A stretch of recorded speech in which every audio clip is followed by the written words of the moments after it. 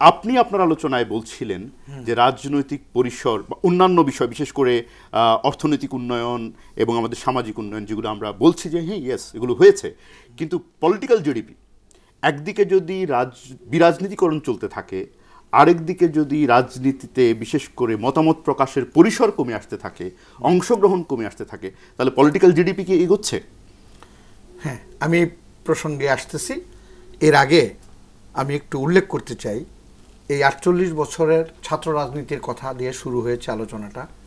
এই দেশে আসলে ১৯৫০ সনে বঙ্গভঙ্গের পরে ব্রিটিশের বিরুদ্ধে আন্দোলনটা এবং সংগ্রামটা বিপ্লবাত্মক একটা ধারা, এবং তখন খুবই ত্যাগী এবং স্বদেশী আন্দোলনের যে চেতনা, সেই চেতনায় কিন্তু শুরু হওয়া আন্দোলনের উপরে ভিত্তি করে আমরা যার কাছ থেকে রাজনীতি শিখেছি, যেই আদর্শে আমরা উদ্বুদ্ধ, যেই নেতার প্রতিটি জিনিসকে অনুসরণ করে জাতির পিতা বঙ্গবন্ধু শেখ মুজিবুর রহমান, ওনার ছাত্র জীবনে উনি ইসলামী কলেজের ছাত্র সংসদের একবার আনকন্টেস্টে নির্বাচিত সাধারণ সম্পাদক ছিলেন।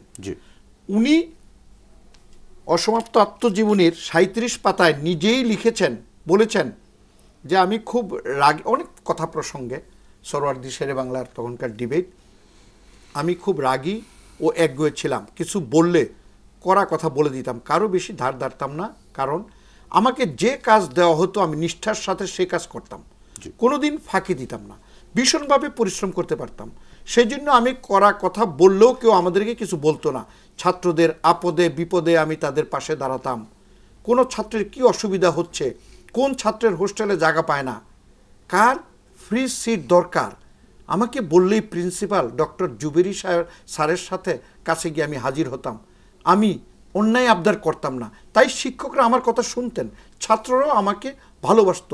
Hostel superintendent Saidur Rahman sir জানতেন আমি বিনা প্রয়োজনে কোনো দাবি নিয়ে ওনার কাছে আসি না, কাজেই ছাত্রদের সকল সমস্যাগুলি ওনাদের কাছে আমরা তুলে ধরতাম এবং অধিকাংশ ওনারা মানতেন। জাতির জনকের নিজের লেখা, আমরা ছাত্র রাজনীতির এই ধারাগুলি ওনার জাতির জনকের কাছে শিখেছি। আমি ছোট করে বলি, একটু ছোট্ট প্রশ্ন করি, আপনি কি মনে করেন, সরাসরি বলবেন, বঙ্গবন্ধুর এই যে রাজনীতি, ছাত্রলীগ কি এখন সেই রাজনীতি করছে?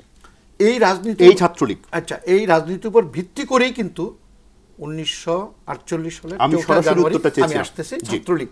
হ্যাঁ, এইটা ঠিক, মানিল ধরেন ডেভিয়েশন আছে, এবং সেই কারণে মাননীয় প্রধানমন্ত্রী ১৯৯৬ সনে যখন আমরা ক্ষমতায়, ছাত্রলীগ যখন তার মূল কাজ থেকে বাদ দিয়ে অন্য কোনো কিছুর সাথে কেউ কেউ জড়িত, তখন ছাত্রলীগের কর্মকাণ্ড ২-৩ বছরের জন্য উনি বন্ধ রেখেছেন।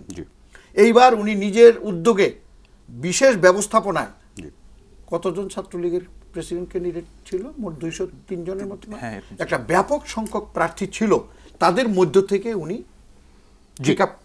সংগ্রহ করেছেন, আলোচনার ভিত্তিতে সভা করে উনি করেছেন। এই সমস্ত জিনিসগুলো আমাদের কনসিডারেশনে আসে। আমরা চাই না ছাত্রলীগ তার ঐতিহ্য হারিয়ে ডিরেলড হোক, আমরা চাই না সামনে যে আদর্শ আমাদের দিয়েছেন, যেই আদর্শের ভিত্তিতে এই দেশ স্বাধীন হয়েছে, স্বাধীনতার চেতনা, আমরা একটা ধর্ম নিরপেক্ষতার ভিত্তিতে সকল ধর্মের মানুষ একত্রে এগিয়ে যাওয়া, এবং একটা এই মানুষের মধ্যে ভেদাভেদ কমিয়ে আনা, এবং মানিল ছাত্রদের ছাত্র সুলভ আচরণের মধ্য দিয়ে মানুষের মন জয় করা, ছাত্র রাজনীতিতে ভূমিকা রাখা, এই সমস্ত আদর্শ থেকে আমরা বিচ্যুত হতে চাই না।